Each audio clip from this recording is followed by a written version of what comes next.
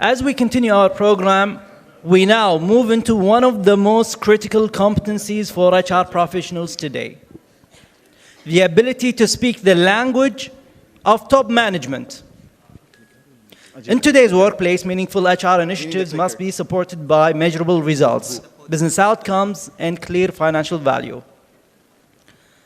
When HR demonstrates evidence-based impact against credibility, influence, and strategic authority, the future of HR leadership belongs not only to those who care about people, but to those who can prove how people practices drive organizational success. Our next keynote will focus on how HR can build the right metrics, define relevant KPIs, and transform qualitative outcomes into business results that resonate with executive leaderships. This session will be delivered by a regional leader who has supported organizations across the Middle East in aligning HR success with bottom-line performances. Ladies and gentlemen, please join me in welcoming the Director of KPMG Middle East, Mr. Abdulrahman Alsheail.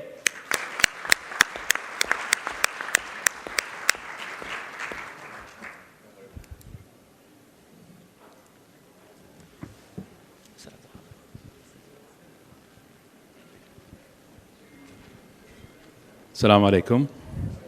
Sabahkum Allah bil khair. Good morning. So my name is Abdulrahman Alsheail from Riyadh, Saudi Arabia. I'm a director in KPMG Middle East.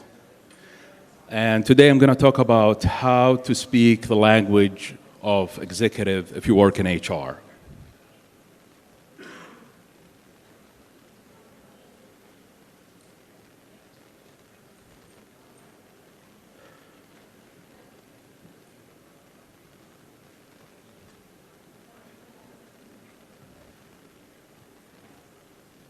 So let me start with a story that happened to me back in 2014. I was working for the government. And at that time, we went to the CEO to ask to increase the budget of the training. I was the head of L&D at that time. So we went there. We did the whole presentation. We show how many employees that we have trained, how many courses that we have delivered, and how many providers that we work with. Then we received a question from the CEO, and he said, "You're doing a great job. You're delivering training. Each year you increase the number of participants in the training, but can you show me the impact of your training?" And every year we're asking for a bigger budget. At that time, we didn't have a clear answer. The L&D team looked at me, I look at the finance look at me again, and I start looking at the ceiling. We couldn't answer that question. So the silence was in the room. We were not able to present how what we do is valuable from a business perspective. So that was the question that made us think how we can speak the language of executives. And since then, we start thinking, we're doing a great job, but we think we cannot speak the language of the CEO.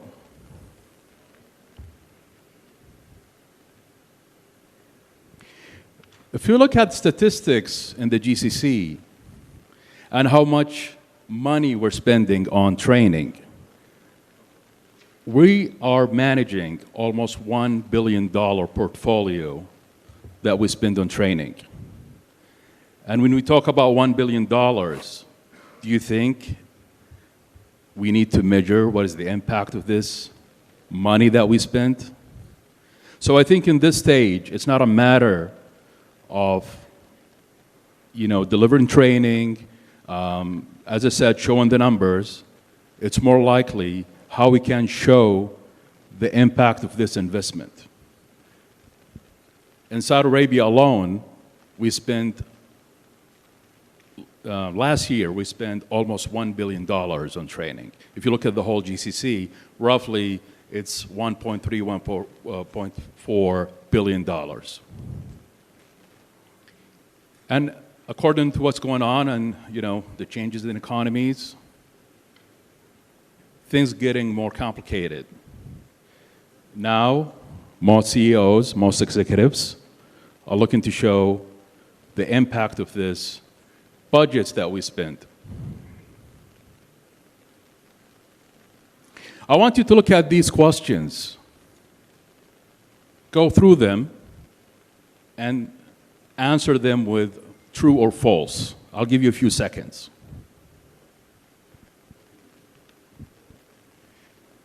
So do you think that most training and development is not applied in your organization? True or false? Okay. The learning outcomes desired by executive is rarely measured. True or false? It depends. Most learning providers do not have data showing that they make difference in the organization.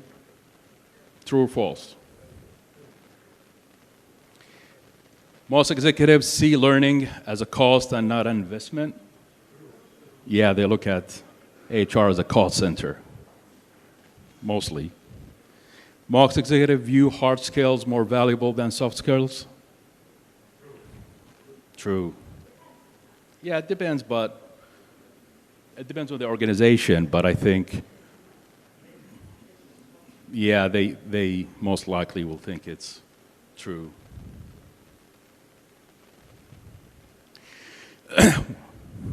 When we did surveys in many, in Saudi and UAE, for example, this is what we noticed, what is measured. Number of participants, so they always, measure number of participants, how many they train, the completion rates, satisfaction scores, and trainer performance. So these are always measured. Do you think these are really important for executives? The thing that we think it's not really measured, and it's shown in statistics, on the job behavioral change, business performance improvement, and the financial return or the cost benefit or the financial impact of the training. So if you look at the left side, we always measure these. If you look at the right side, these are rarely measured.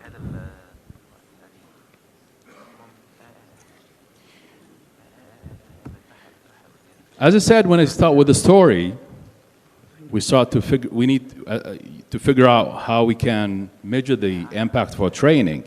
So we looked at different models. One of the models that we look at is the ROI model by Jack Phillips. And it has 5 steps. I'm going to go through it a little bit fast.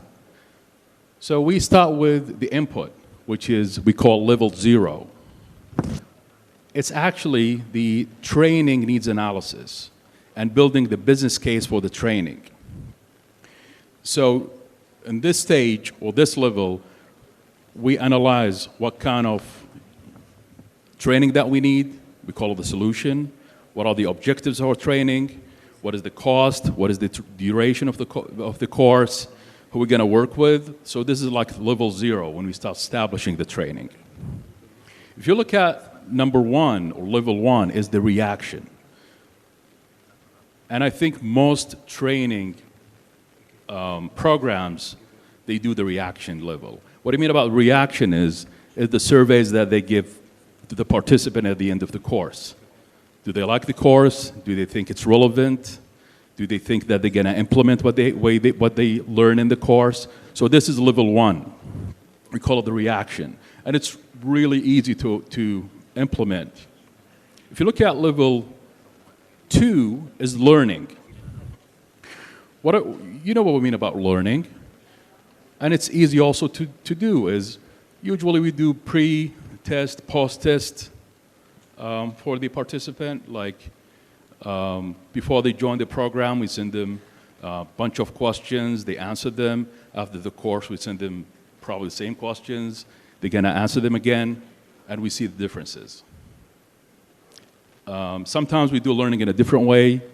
Sometimes we ask them to do case studies or presentations towards the end of the course just to make sure that they understand the learning, the concepts, the knowledge, and test their knowledge. If you look at level 3 application, in this level, we want to know that the participants have applied what they have learned in the course.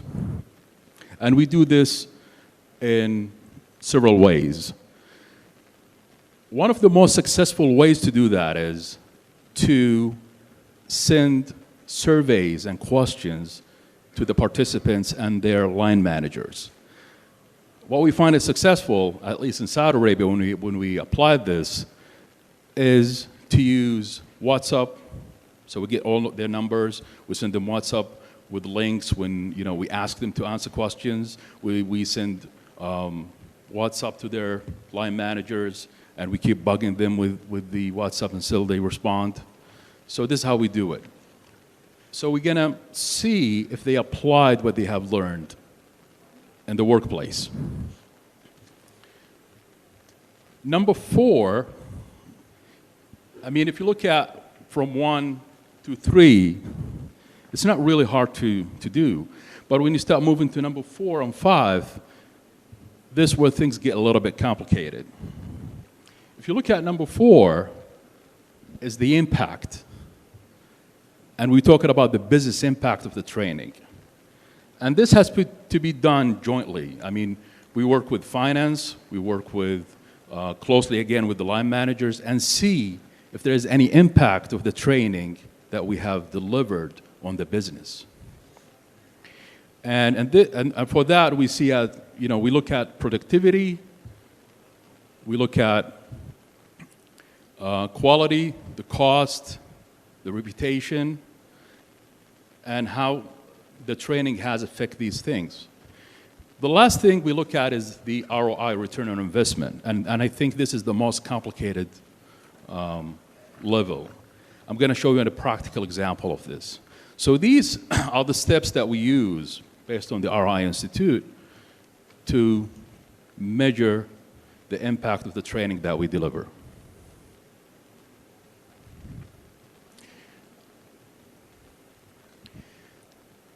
So based on benchmarking and research,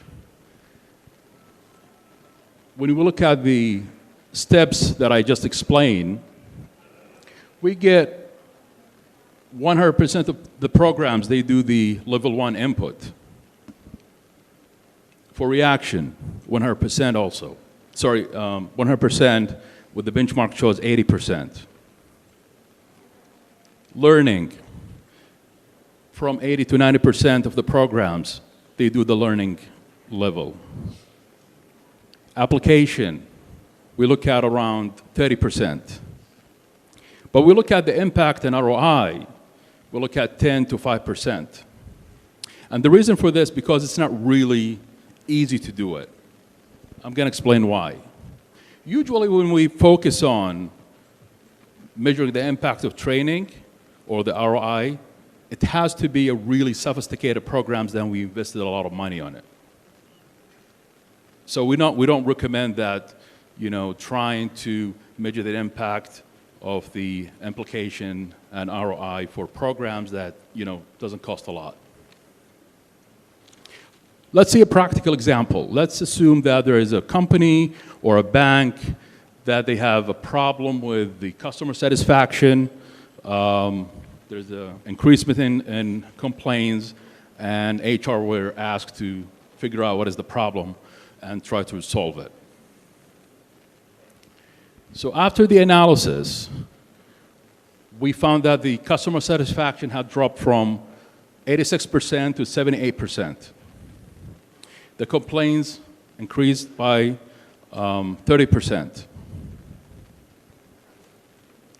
When we did the first stage, which is, trying to understand the input and, analyzing the root cause, we found out there is an inconsistency in communication, low empathy and listening, and there is no unified standards for the teams who work on customer service. And we noticed that there is a gap in the customer satisfaction by -7, because it's drops from 86% to 78%. So the solution will be a training course that is designed to help resolve these issues. So when we put the objectives, we said we're going to increase the customer satisfaction to 85%. And we're going to lower the complaints by 20%. And the customer service, to maintain the service, will be 10 minutes. When we designed the course, we said we're going to have 3-day program, 1 month of coaching in the branches, and we're going to train 60 employees in 10 branches. So these are the objectives. So even before we choose the provider, we know what we want. We stated clearly that we want to achieve these goals. And we agreed on the time and how we're going to deliver it, and the coaching that's going to happen within a month. So the total cost roughly will be $18,000 US. So when we did the ROI steps, first we did the reaction. So we send surveys and we collect the reaction of the participants. When we want to know how is the course is relevant to them, are they going to use it, do you think it's useful? The average was 92%. So the immediate reaction of the course was 92%. When we did the learning, so we did the post and pre-testing for the participant. We want to assess their knowledge after the course. And the pre-test was 60%, and the post-test was 88%. So it shows that they have learned something. So now, the first step, we know that it's useful for them. The second step, we know that it is helping them to gain new knowledge. When we look at the application, we want to know if the course has changed their behavior at the workplace. And as I said, it took us a while to figure out how to do this. So what we do is we collect the information of the participants and their line managers. We have all the data. We have their emails. We have their phone numbers, and we start sending them links. We used to use emails. We realized that they don't respond to emails, so we start using WhatsApp a lot. And we send a survey with a lot of questions to see if they have applied what they have learned. So we send one survey to the participant. And by the way, the way that we design the surveys, if they cannot apply what they have learned, they have to justify that. Maybe we need to change a policy, or we need to change something else. And we send the same survey to the line manager and said, what do you think?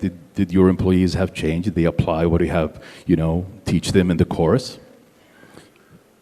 So the response was 78% said they have applied what they have learned in the course. Then we move to number 4, the business results. We want to know the impact on the business. And This is a bit complicated based on what kind of business you're doing. But if you have metrics and you have numbers, it's going to be easy to measure. So if you remember, the customer satisfaction was 78%, and it's increased to 87%, which means that the course was successful. And the complaints dropped by 22%. So the training course and the coaching helped to resolve the business challenge. Number 5, we said we're going to measure the financial impact. I'm going to explain this in a minute. So we compared the branches that got the training with the branches that did not get the training, because the course was only for 10 branches of the company. So the customer satisfaction for the branches whom employee get the training has increased by 9 points. And the complaints dropped by 22%. When we look at the branches that did not get the training, we realize their customer satisfaction increased by 3%, and the complaints dropped by 5%. So we said, this is a sign that actually there is something changing. So the training has some impact, but there's other factors that led to the change and the the improvement of the performance. So if you compare the two, actually, the training, I mean the actual impact of the training was 6 points. So 6 points came from the training. Because if you calculate the two, you get 6 points, and 70% drop in complaints. Because if you look at 22, 5, it's 17%. So we were able to measure what is the exact impact of the training. Because we only count the improvements that came from the training.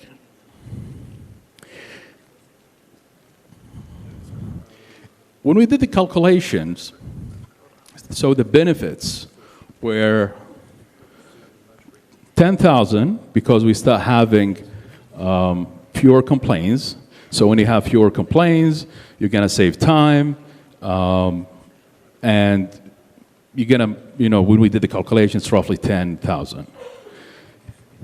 The retention and satisfaction were 25,000, and this is the impact, business impact. So the total is 35,000. When we calculated out of 18,000, which is the cost of the training, the ROI was 94%. So we look at 35 minus 18 over 18, multiplied by 10. This is the equation that we use, is 94%. So this is showed. I mean, usually we do this in like a workshop, so we're trying to be really short. We don't have enough time. But this is an example of how you can do it. And all the resources are available online. And it shows that every $1 that we invested, it's produced $1.94. I'm going to end with this. When you want to design a course that shows, and you're targeting that you're going to have an ROI, you're going to show the business impact, always start with a real problem. Always know what kind of courses you want to get. Because one of the challenges that I see sometimes, you go and get a budget and you're going to do a training. You start reaching out to different providers. Some of them, they have these Cheesecake Factory menus where they get a lot of training and said go and pick whatever you want.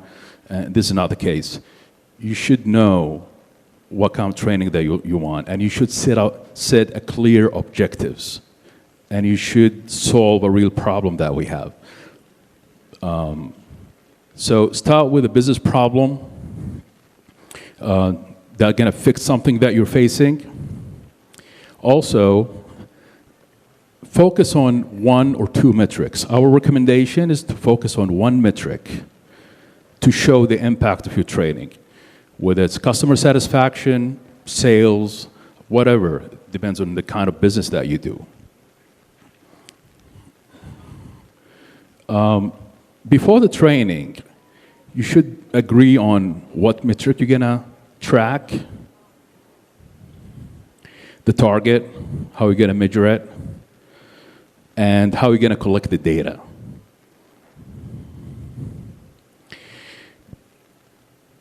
Our recommendation is never deliver training without a deep training needs analysis and analyzing the root causes. Because without that, it's going to be really difficult to measure the impact, even in level 3. So start with a deep, thorough needs analysis. What the problem they're trying to solve, what are objectives that you're looking at. So this is the first recommendation. Never report satisfaction. I used to work for the government for a long time before I moved to consultancy. And I had been told by one of the officials, and he told me,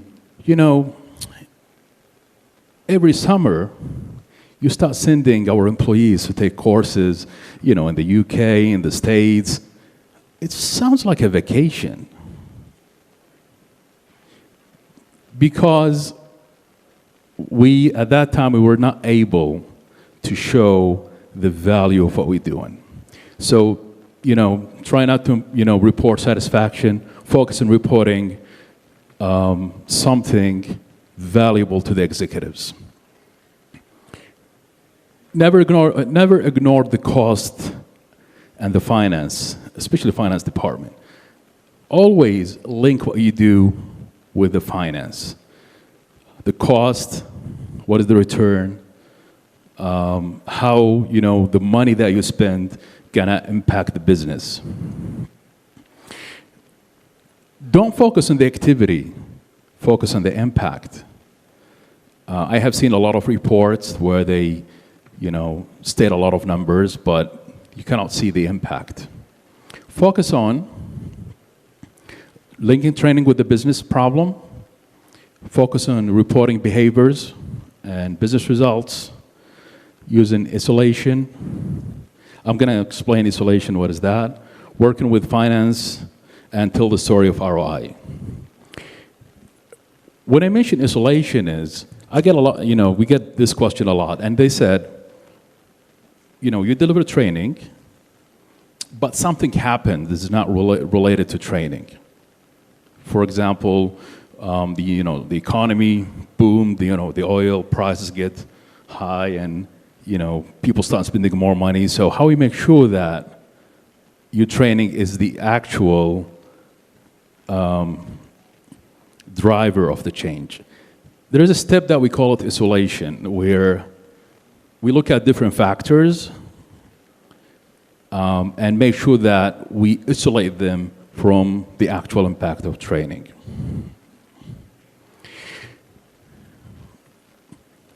I want to say one thing. Remember,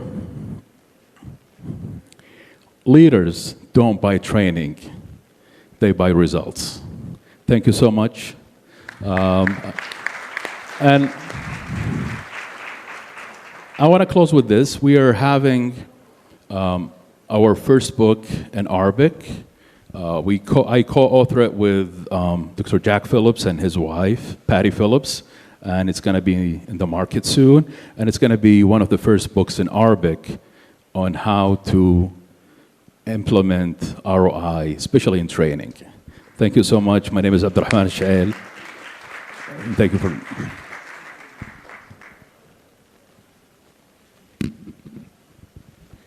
Thank you, Mr. Abdulrahman, for sending the clear message that we should always start learning with kind of a deep throughout learning need analysis, and sending that clear message that influence is gained by evidence is not only efforts.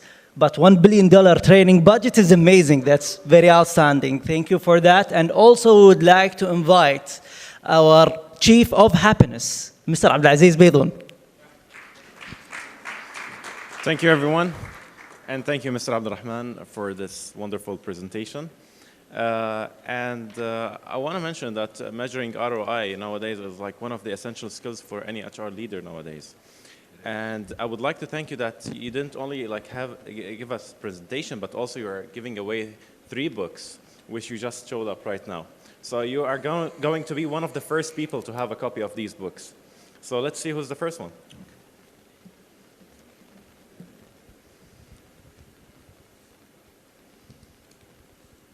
$155. Anyone? It looks they're not here. Next.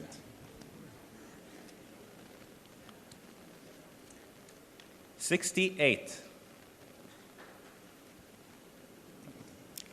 Please raise your hand if your number turns up. $165.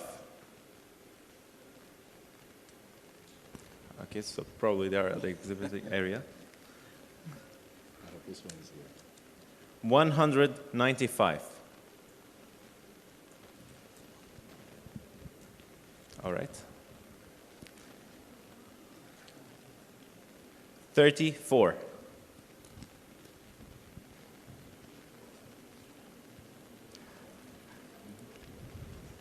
One second.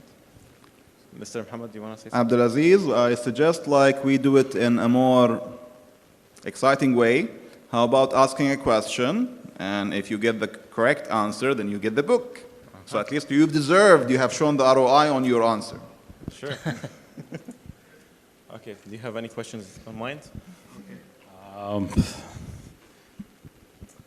So what is the level 4 of the ROI methodology?